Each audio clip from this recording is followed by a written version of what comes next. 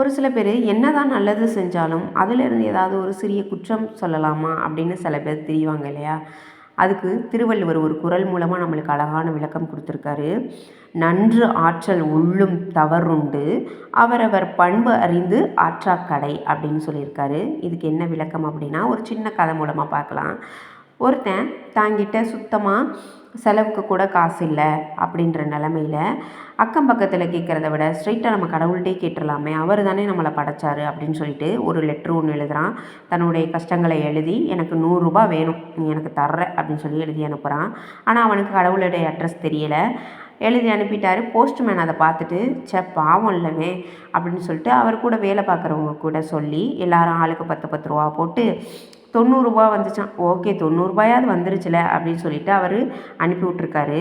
அந்த பணமும் அவருக்கு கிடச்சிருச்சு இல்லையா, எழுதினவருக்கு கிடச்சிருச்சு. ஆனால் அவர் எழுதினவர் திருப்பி மறுபடியும் கடவுளுக்கு லெட்டர் எழுதுறாரு.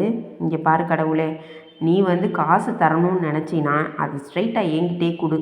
நீ பாட்டில் போஸ்ட்மேன் மூலமாக கொடுத்து விட்ற. அந்தாள் நீ கொடுத்த 100 ரூபாவில் 10 ரூபாய் எடுத்துக்கிட்டு எனக்கு 90 ரூபா தான் கொடுக்குறான் அப்படின்னு சொல்லி எழுதினாராம். இதுதான் பார்த்தீங்களா, அவங்கவுங்களுடைய பண்புக்கு ஏற்ற மாதிரி தான் அடுத்தவங்களையும் நினைக்க தோணும் இல்லையா?